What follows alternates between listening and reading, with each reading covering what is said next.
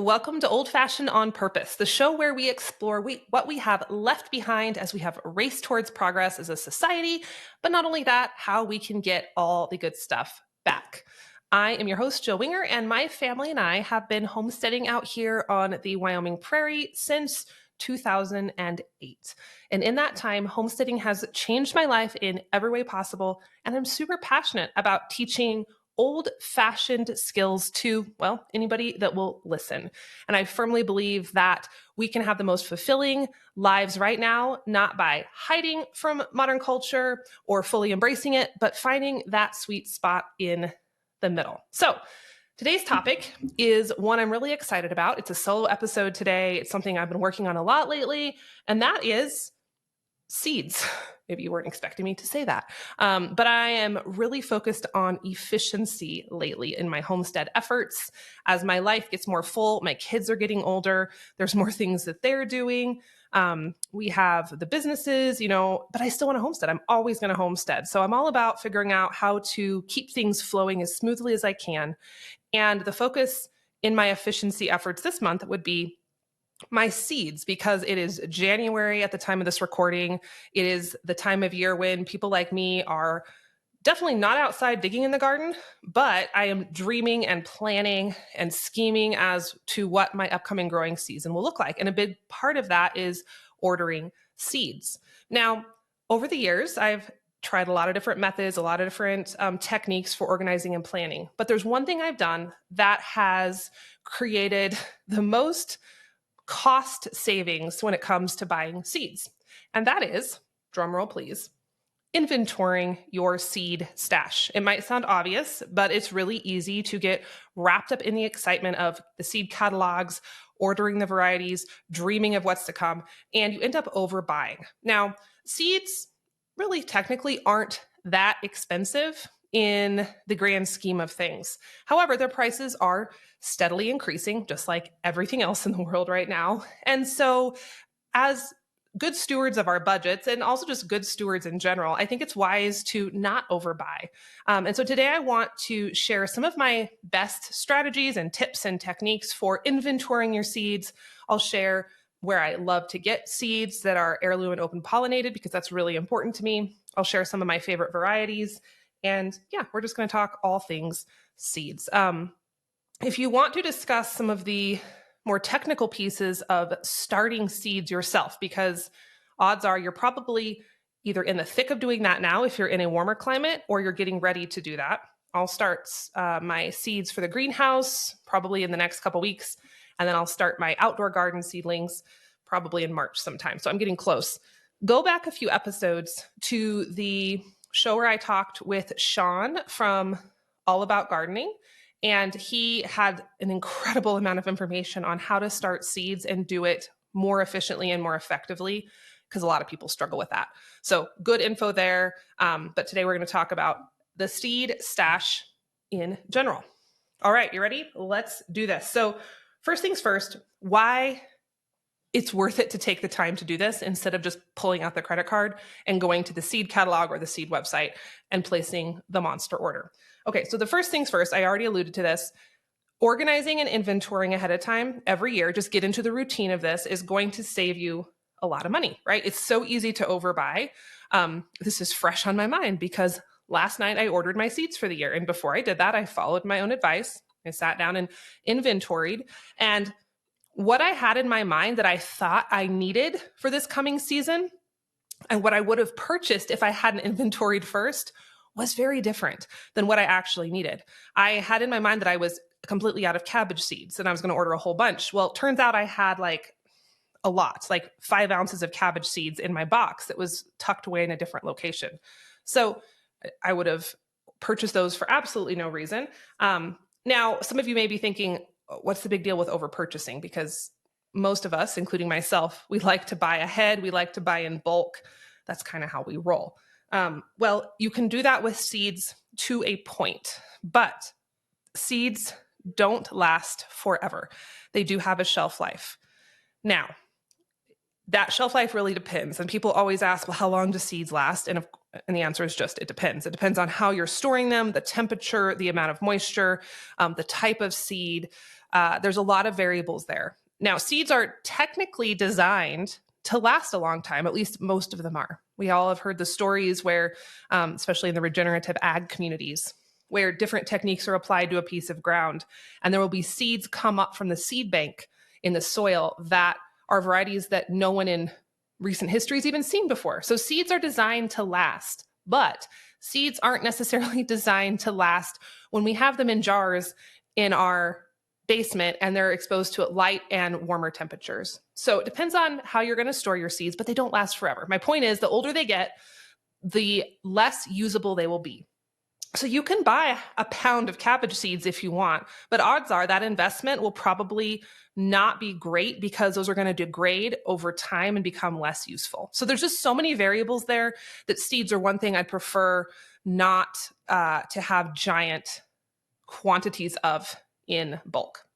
All right. And kind of along with that line, when you're inventorying and you're keeping your seed rotation rolling, you're going to have greater growing success because your germination rates will be higher. One of the biggest frustrations I see gardeners having, whether they're starting seeds indoors or they're doing it out in their garden plot, is they're like, I planted all these beans and 20% of them came up. Or I planted this huge flat of peppers and 30% of them came up. That in and of itself can put you very behind in your growing season, right? If you're like let's take peppers. Peppers are really slow to germinate just by nature. You're waiting 10 days, 14 days for those to germinate. By the time you realize that over half of them aren't going to germinate, now you're 2 to 3 weeks behind. Peppers need a long time. And so when you have seeds that you know are viable, that you know are fresh, that you know have a high germination rate, that's going to greatly increase your success in your gardening venture. So it's little things, right? Little things, but those little things can make a really big difference in your garden plans for 2024. And like I said, my focus is efficiency and cutting out the fluff, cutting out unnecessary steps. And so, I think it took me 20 minutes to inventory my seeds last night, maybe 30, and that was worth it. That was 30 minutes well spent. So hopefully you're convinced that this is something to do if you haven't done it already. So let's talk about how to inventory, how to keep things organized, because there's lots of ways to do it, but I have figured out a few little tweaks over the years that have made a big difference for me. Before I go any further, though, I did want to give you a quick recommendation of my favorite seed company, because I have a feeling many of you are wondering that, and I figure I would just close that loop in your mind now so you don't have to think about it the rest of the episode. And I'll share it again at the end if you don't have a pen and paper at the moment. But I love True Leaf Market. If you've been listening to this podcast for any length of time, you've heard me mention them before. I've even had some of their founders on the podcast to talk about seeds. They are awesome. They are a small company. They have incredible quality. Their germination rates are fantastic. You're not going to get old, stale seeds. They are GMO, heirloom, open pollinated, at least the majority of their varieties are, and they clearly label each variety accordingly, which means that when a seed is open pollinated, you have the ability to save those seeds. So you technically, if you have your act together, which sometimes I do, sometimes I don't, you could buy a pack of tomato seeds and then you save those year after year and you never buy tomato seeds again. So I always am picking non-GMO, open pollinated, and usually heirloom varieties. And I'll explain a little bit more about heirloom versus not in a minute, but that's really important to me. And that's True Leaf's specialty. They also have really fast shipping. You can get free shipping, I think, over orders of $75 or more. That's when I ordered my stuff last night. I got free shipping. They have cover crops. I have tons of episodes and blog posts about why I love cover crops, and they have some excellent selections there. So just good stuff. So True Leaf Market, if you go to theprairiehomestead.com/seeds, you can check out what they have to offer. And I'm going to drop that link in these show notes as well. Okay. How to organize. The first thing you want to do is, you got to make a mess before you can kind of clean things up sometimes. And so what I suggest is getting all the seeds from every nook and cranny of your home or your garden shed or your garage or whatever, and bring them into one place and lay them all out and start making piles, categories. Okay. There's a couple different ways you can categorize depending on your goals and what you focus on. A couple options would be season. So you could group your seeds according to when you plant them. There's some seeds that I have that I'm not going to even be bringing out except in early spring or late winter. Like if I'm going to plant onion seeds, which I don't do a lot because it's a little sketchy, it's hard to get those to grow the way I want, but I only use onion seeds once and then I don't need them the rest of the year. I have some greens that I plant in my greenhouse when it's super cold. I don't plant them in the summer. So I keep those, kind of off to the sides. I have my other seeds, which I'm planting in the spring. I'm planting another round in the summer. I'm planting another round in the fall. So you could organize by season. You could also organize by plant type. Kind of go into broader categories depending on what you have the most of, what your focus is. Some different types would be the root vegetables, the greens, the brassicas, the tomatoes. Most homesteaders have a lot of different tomatoes, the herbs, the flowers, etc. And then within those, if you want to go into the type sort of categorization, you could also go even further down into variety. So if you're a tomato connoisseur, tomatoes might be a monster category for you. So you'd want to break it up even further. Cherry tomatoes, paste tomatoes, slicing tomatoes. You might break it up by color. You might break it up by heirloom versus hybrid, all sorts of things. For me, I find that the plant type categories work the best. I actually don't keep millions and millions of different plant varieties generally. I know some homesteaders do, and they get 20 types of tomatoes a year and 5 types of carrots and 3 different radishes. I tend to just find a variety that works for me in our short season because we have a really challenging climate. So I find a variety that works for me and I just double down on that because I don't know. I'm in this stage of life where I have so much going on. I'm really just about producing the food that I know we're going to eat the most of. And I'm less about just like garden experimentation. You might be in a different stage of life where experimenting with 20 tomatoes and 16 flowers lights you up, but I'm not there. So for me, I just have pretty minimal varieties in each category. So going those big umbrella buckets works the best. Okay, so my buckets, just in case this is helpful, my buckets that I'm going to organize in would be alliums, like onion and shallot seeds. Now, quick note on that. Often I just buy onion sets, the little tiny bulbs in the bundles, right? I have tried many times to start onions from seed. I always get them to sprout, but they just don't excel and get really strong. And it just is like kind of a pain. So over the years, I found that a bundle of onion sets is pretty affordable. I can order long storage varieties. I think Dixondale Farms is who I ordered them from the last couple of years. There's lots of different onion suppliers out there. I always get the ones that are going to store well. Sweet onions don't store as nicely, and I want them to last a long time in my basement. So I just get the sets and plant those. Anyway, but I do have a few onion seeds and shallot seeds just for fun. That's my first category. My second would be salad greens, the lettuce, arugula, spinach, and so on. Next category is large leafy greens like the collards, the chard. Sometimes the mustard goes in there if you're letting those mustard greens get really big. Don't grow a lot of that, but some. Next would be brassicas. That would be broccoli, cauliflower, Brussels sprouts, etc. Bush beans, cucumbers, carrots, other roots. So I don't have a ton of beets and radishes that I grow, just kind of a handful. So I put those in with parsnips and just keep all the roots, seeds together. Winter squash, also pumpkins go in there. Summer squash. Winter greens. This would be the mash, the mizuna, sorrel, and the kale. Like I said, these are what I'm planting basically in my greenhouse to grow during the dead of winter. I don't need them any other time of year for the most part. Sometimes I plant kale early, but those go in their own bucket. Herbs, flowers.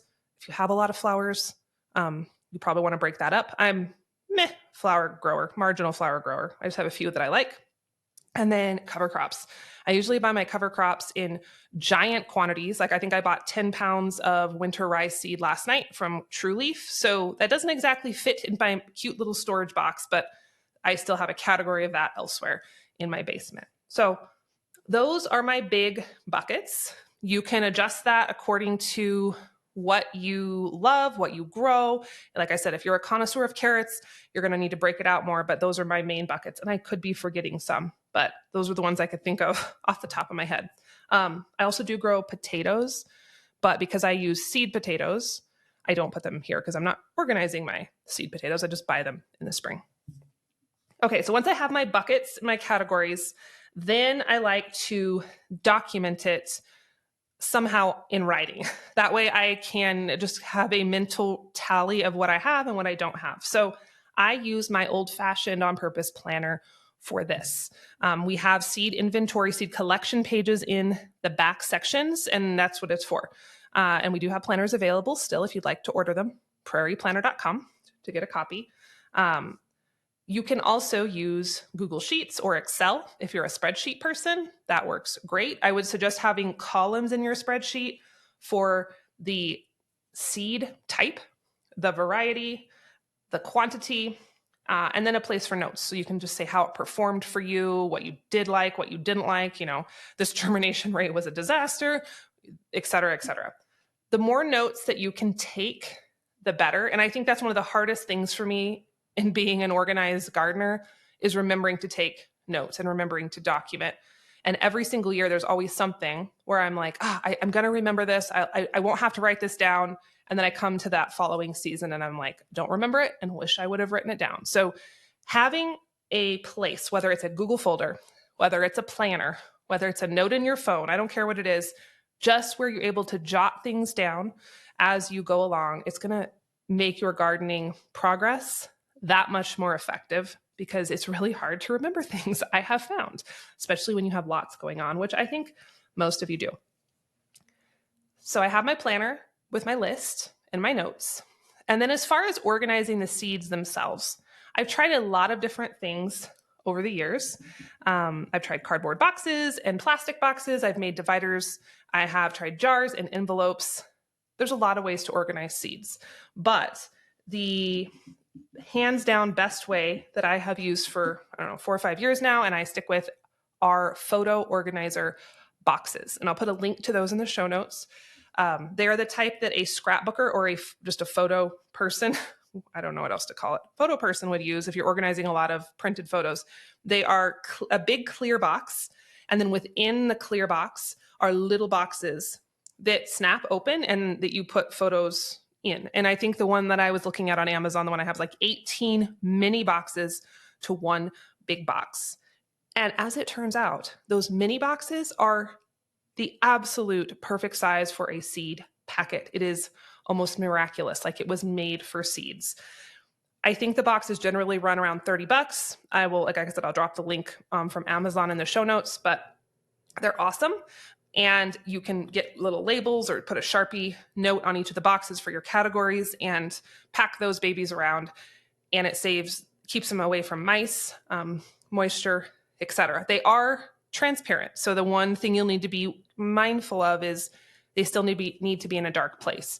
Seeds want to be kept dark. They want to be kept cool. Well, actually, they would actually not rather be kept dark and cool. They'd rather be kept moist and warm, but that's going to make them sprout. We don't want our seeds to sprout. We don't want our seeds to start to degrade. So to keep them in hibernation, we want them dark and cool. One little note about these boxes, I think one of the biggest benefits is that you can pull the mini boxes out, stick them in your coat pocket or haul them out to the garden and plant a couple varieties at a time. I did not actually do that last year, and I just grabbed the whole big box and took it out. The reason that can be problematic is because it gives an opportunity for bad things to happen to a larger portion of your seed collection. And that happened to me last year. I forgot I left the big box outside. Like it was sealed, or I think the lid was open, but all the mini boxes were kind of sealed. They're not like airtight, right? But they were snapped shut. And the sprinkler came on during the night. And I didn't realize that when I put the box, I left it outside, I grabbed it and brought it in the house, stuck it in the basement where it goes. I opened it a few weeks later, didn't realize that moisture had got in, and I had like half of my seeds sprouting. So do not do that. Take one mini box out at a time. That way, if you forget it, it gets wet. You're not going to lose a large portion of your seed collection. So anyway, that is just a little caveat there. All right, so we have our list in our planner, our spreadsheet. We have our seeds categorized. We have them in some sort of container or box or drawer or whatever. And then I would say if you do have varieties that you have come across in your organization process that you are not sure if they are still good, you've had them a long time, maybe they were exposed to warmth and you're just like, if these feel sketchy, I would suggest doing a quick viability test. And this is, again, just going to save you heartache later on. A really good example of this would be beans. I find that bean seeds, like bush beans, I've had more issues with those degrading faster than other seeds, even when I don't leave them outside under the sprinkler, just in normal conditions. And a number of years ago, I made the mistake of buying a lot of them in bulk, and then I would plant those seeds that were 3 or 4 years old, and I'm like, oh, my bean germination rate is horrible, like 20%. And I could have, I was like, what is it? What is happening? And I realized later, well, the seeds were old. I didn't realize that at the time. So a viability test is a really simple way just to check your seeds. And so the way you can do this, and again, you don't need to do it for everything in your stash, just for the ones you're uncertain about. Okay, so a super easy viability test. Grab your seeds and a paper towel. We're going to get the paper towel pretty damp and then put the seeds in a grid pattern in the paper towel. I like to shoot for 10 because it makes it really easy to figure out percentages, right? You could also do 20, but you don't want to waste a ton of seeds. So 10 is a great number. Put the seeds separate. Don't just wad them up in the paper towel. Make sure that they're separated out on the wet paper towel, fold it over, and then roll it up. Now put the paper towel in a Ziploc baggie to prevent it from drying out. You want to keep it moist the whole time. And then put the baggie in a warm place. It doesn't have to be bright. Seeds don't need light to germinate. They just need light later. So it can be a warm, dark place. And temperature is important because seeds don't germinate as effectively when they are in cool temperatures. And then just tuck that away. And within, well, it kind of depends on the seed itself, right? It can take anywhere from 3 days to 2 weeks for seeds to germinate, depending on the seed. A bean seed, I'd say you're probably going to see something happening, little tails coming out of the bean within 4 to 5 days. If you're doing carrots, it's going to be a lot longer. Sometimes that's 10 to 14 days, but just start watching. And then once you're kind of past that window where it should be germinating, count how many germinated, then you can figure out your percentages. So if 5 of the 10 germinated, you had a 50% germination rate. If 2 of the 10 germinated, you had a 20% germination rate, and so on. That's going to give you a good ballpark of what to expect when you get outside in a garden. Now, if you do have some seeds that aren't as viable as you like, you can still use them in the garden. I just would plant them potentially a little more densely, just to make up for the chance that you're probably going to have a higher rate of failure. But just that little step of the viability, again, it's not absolutely necessary, just like inventorying isn't absolutely necessary, but it's going to save you time and headache in the long run. And when we're working to be more efficient, that's a pretty big deal, right? Okay, so then my last step of the process is the hardest one. Just don't forget to keep up on this as you go through your season. I find that these early months, well, at least it's early for me. Some of you are probably already knee deep in your gardens if you live in Texas or the South. But for me, these early months, it's really easy to start off with grand intentions. I order all the seeds. I'm going to try this. I'm going to try that. I'm going to, I have all these resolutions to stay on top of things. And every year, it never quite works out like I think. I think that's just a lesson in life in general. But I just want to make sure that I am keeping up on my note taking as we go through the year, whether that's in my Google Sheet or it's in my planner. Those little notes, they don't have to be full sentences. They just can be brief thoughts or phrases, go a really long way. So make sure you're tracking as you remove seeds from your inventory, as you add them to your inventory. If you find problems, if you find pest issues with certain varieties, if germination rate's bad, if you love the plant, if you hate the plant, write it down, right? And that is my little 4-step method for seed inventorying. So I hope that was helpful. Also, I wanted to share a quick list, let me pull it up, of my favorite seed varieties, because I find that this is always fun just to hear other gardeners' favorites, right? These are primarily heirlooms. I think there's a couple in here that aren't. They are all GMO free. They are all open pollinated, other than the potatoes. That's a little different. But Heirloom is just, I think it's 50 years or older, classifies something as an heirloom. And I have a couple on here that are a little more modern, like they were created in the 70s. So it doesn't bother me, right? It doesn't have to be. There's something magic about 50 years. But yeah, anyway, so my favorite open pollinated, heirloomish seeds and varieties to grow. When it comes to tomatoes, I love San Marzanos. I know the tomato world is a big one and there's so much to choose from.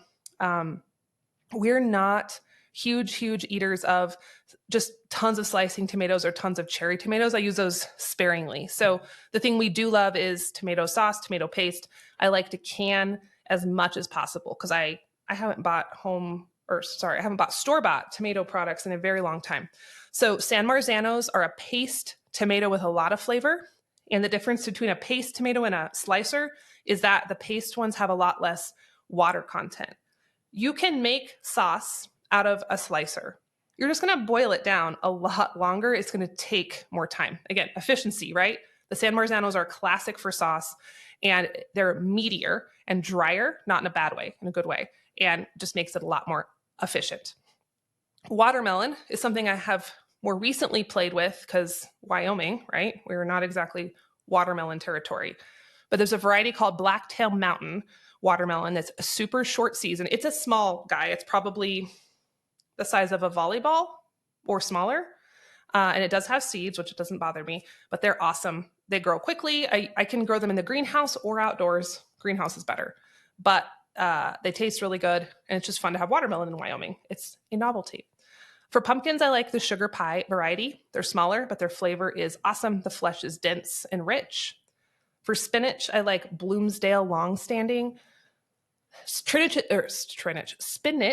is tricky because it bolts quickly. And I've learned that it's pretty much a fool's errand to try to grow spinach in the summer. So spinach for me is an early spring or a fall winter crop, and that will help you get more bang for your buck. So Bloomsdale Longstanding is my favorite. I will say, buyer beware, there's a variety called New Zealand, and they marketed it. I don't remember where I bought it, just kind of a typical seed company. I don't even know if True Leaf has it, but its description said it was like the best for not bolting. And that sucker bolted faster than any variety of spinach I've ever grown. Like it was barely out of the ground and it was bolting. So don't get those. Anyway, for beets, I like Detroit Golden Beets. And I think they have a really good flavor. I also like they don't stain my whole kitchen when I'm using them or cutting them up. I don't do a ton of beets. My family likes them a few times a year and then they're like, meh, but a couple rows will usually do us. For lettuce, I like Butter Crunch. It's the texture of the leaves is just fantastic. The flavor is amazing. Again, I usually grow that more in the spring and the fall versus the summer. For onions, a good red storage onion, I got it from Dixondale Farms, is Red Zeppelin. There's also one called Blush and Copra. I think I tried all three of those last year, was really happy with them. Onions are cool because you can really, if you read the descriptions, figure out the long season, the short season, the different flavors, the different storage ability. So I think onions are really fun to grow. For potatoes, I'm pretty boring. I actually just like to grow Yukon Golds. And I don't buy my potatoes, at least not in recent years. I don't buy them from a official seed potato place. I actually just buy organic potatoes from the grocery store. I started doing that in 2020 when you could not get seed potatoes anywhere. And I just told Christian, I'm like, well, it's now or never, just go to the health food store, whatever, the non-normal grocery store and get organic potatoes. We cut them up, planted them, and they worked great. Like it was fine. And they're way cheaper than buying seed potatoes. You know, the downfall is you don't get the fancy varieties. I found the fancy varieties never quite gave me the yield as much as the workhorse varieties. And so Yukon Golds are easy. Like I said, if you're going to get them at the grocery store, get them organic. Otherwise, they have been sprayed with a compound that keeps them from sprouting, which is the kiss of death when you're trying to grow potatoes. But that works. Okay, carrots, I like Tender Sweet. Again, I've tried a lot of varieties of purple and the orange and the red, and they're fun. And I just am kind of going with the standbys, and Tender Sweet have worked really good for us. And then for bush beans, I like the Contenders or the Providers. They are shorter season. They're just high yield. super easy and haven't had a lot of issues with those. So that is my list of favorites. Everyone has different favorites. I love to hear what people find. It's always changing, right? I do experiment a little bit every year, but I found when I first started homesteading, I wanted to try 5 different varieties of everything, and it just got messy and convoluted. So now I'm kind of not stuck in my ways, but I found things I love, and I'm happy to just stick with it and experiment with a few different varieties every year. Again, True Leaf Market is my favorite place to get the seeds. theprairiehomestead.com/seeds will take you right to their online store. It's really easy to navigate, good shopping, free shipping over $75. Good company, just good company all the way around. So anyway, that is my encouragement for you. If you haven't started your gardening yet, you're like me, you're in the Arctic and you're still sitting by the fire and planning, just spend a little time getting ready for this year. Maybe not just in the garden, maybe in other places in your homestead. How can you use these quiet, dark evenings to prepare and set yourself up for success for a more well thought out and efficient homesteading season in 2024? So that's it, friends. That's all I got for you today. I hope that was useful. If you like this sort of information, this is what I send out every week in my newsletter. It comes on Wednesdays, and I usually do a recipe, a framework, a how-to, and usually some sort of more deep thought piece each month. And you can sign up for free over at theprairiehomestead.com/letter. We'll drop that down in the show notes. This episode actually was an email before it became a podcast episode. So I don't always publish all my newsletters into podcasts or turn all my podcasts into newsletters, but this one worked well for both. So anyway, if you want to get it first, if you want to see it before everybody else, or you want to just have a written version of some of this stuff, because sometimes I like to listen to things, but I really absorb it the best when I see it with my eyeballs, go join the list and you'll get a little note from me every Wednesday. All right, friends. That's it. Have a wonderful rest of your day. And thanks for listening to the Old Fashioned on Purpose podcast.